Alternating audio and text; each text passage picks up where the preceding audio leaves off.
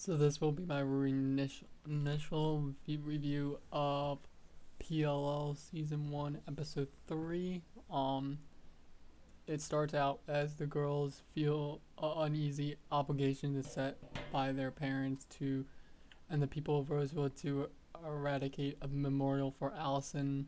They decide to do it near the Kissin' Rock where they used to hang out with Allie. But then they bring up when Emily brings up Detective Wilden, they go silently. So but then they hear something in the woods, and that's when all their phones buzz with a new text from A that they're hunting them. The Marins in the morning, um, Hannah's sickened to find Detective Wilden open in the fridge, shirtless with only a towel wrapped around his waist. Ashley comes downstairs and says, "Wilden, go upstairs and get your clothes on." Hannah is upset that mo- mo- her mother is pandering to Weldon while they can't eat breakfast. Um, Hannah leaves, and then the camera moves to show that Darren has overheard the entire conversation. Meanwhile, Aria is enjoying a breakfast with their parents at the cafe, discussing the book she's reading, To Kill the Mockingbird. The read. They tell her to read the author's biography, and it says it makes a lot more sense. And Ella goes inside to order more food. Alone, Byron unwillingly asks if Aria likes her teacher. Just then, Meredith, the student Byron had an affair with, shows up, and Aria flashes back to the two of them making out in the father's car. And he asks when does she graduate, and he said that she works as a teacher assistant now. Um, At the Hastings, Veronica is trying to comfort her miserable and bitter daughter. Melissa Spencer stands in the doorway, tentative about whether to enter or not. She walks in to get a breakfast. This is just basically a recap of the whole episode, and then I will give my review. She walks in and get a breakfast. And it's spoilers, but it's been out for like 10 years. She walks in to get breakfast, and Melissa pushes past her, scalily dumping every wedding magazine and individually into the trash besides Spencer. She wants to go eat in her room, but her mom says no, and Spencer, and then she's about to bring up the fact that Melissa, um, wondering why her fiance had to need to cheat on her in the first place. And then that's when Spencer throws the breakfast in the garbage and leaves. At school, Mona and Hannah discuss their recent shoplifts when Sean and Noel walk over, saying that the announcement of the party of the year is on. Um, Mona questions Hannah about where she's going to have sex with Sean tonight, and Hannah says it's not a competition, and says, and that's when Ben comes over, forcefully kissing Emily, who tries to push away. Ben mentions Noel's party, and Emily invites Maya to come. She accepts.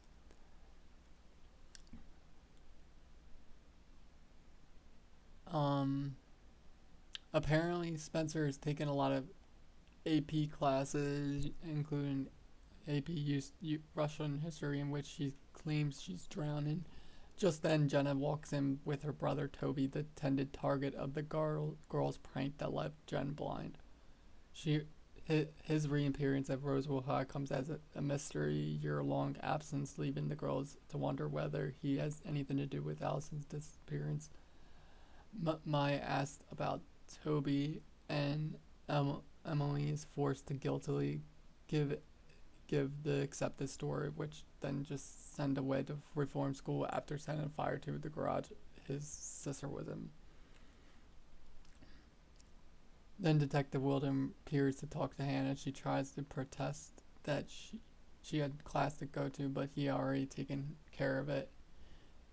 Jenna makes a mocking comment to In the office, Darren brings up uh, Hannah's ugly duckling past, and in fact that Hannah started to dress more like Alison. Or Hannah argues that is that a crime, and he's like, no, it's just an observation. And Darren says he needs more information about the past, so Hannah brings up the party boy drinking past as a comeback. She then accuses Darren of getting his information from the living room while he was half naked and walks out. Apparently, the meeting took a whole hour. Hannah returns to her worried friends, but brushes off the desire for explanation. Aria then corners Ezra in the classroom and asks them out on a date, making plans to hang out at the opening of the gallery. Ezra feels a little bit awkward, but recuperates somewhat when Aria tries to touch him. Spencer meets Ren in Philadelphia. Um, she asks Ren to tell her family that she didn't initiate the kids, and Ren says that he tried, but Melissa isn't answering calls when he assured her that he blowed over, and goes as far as to say that he thinks he met the wrong sister first. Spencer leaves in a hurry. Meanwhile, back at Rose, Ben sneaks up on Emily and tries to assault her, and that's when Toby barges in and wordlessly pushes Ben off of Emily. He pounds Ben into the locker until he bleeds. When Emily screams for him to stop. When Ben asks Toby if Toby is the reason why she is not into him as much, she tells him to get over himself. It's over. Ari then arrives at Mom's gallery, and Meredith is there. That she's gonna come to the gallery that night, and she said you can't come to the gallery, and to get lost and find someone who's available, not unlike her father. At the Marions, Hannah gets ready for Noel's party, um, and that's when he said you can ride in my squad car to go to the party. I won't put the handcuffs on, but then that's when Darren goes through her purse and finds a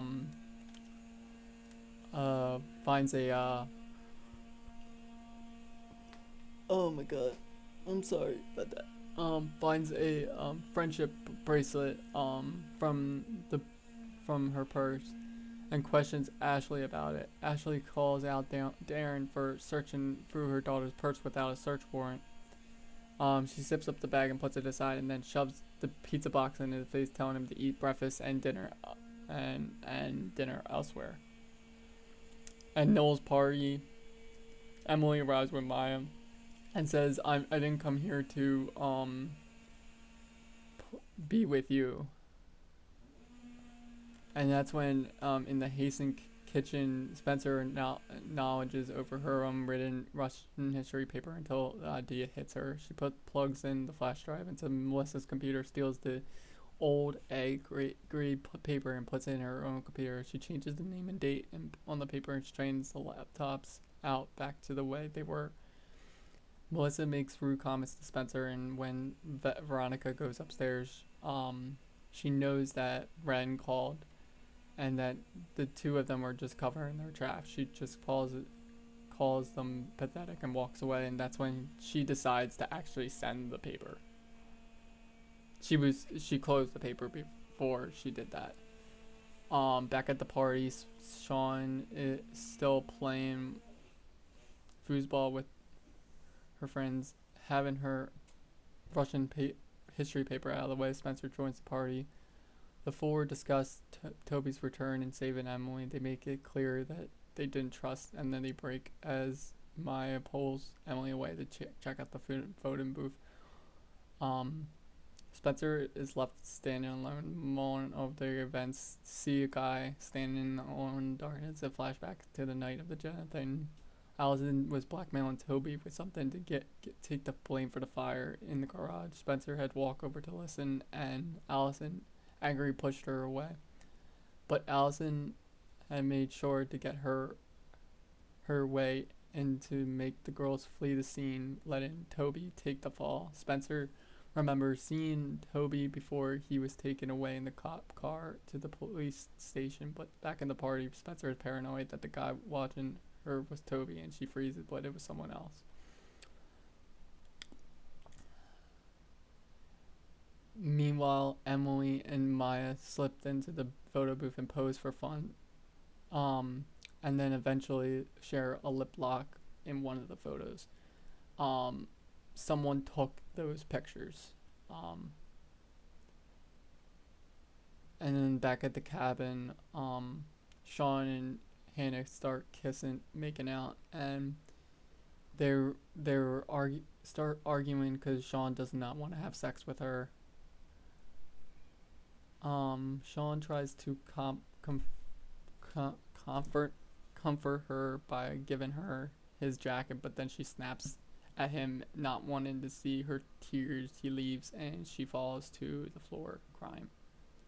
At the gallery opening, Ella and her Byron talk and laugh happily as they stand together. Um, attire and entertaining guests. Suddenly, Meredith shows up and Ori walks up to kick her out of the party. But Meredith just shrugs when Aria brings up the previous day's day's conversation, saying that she just wanted and takes Aria's glass.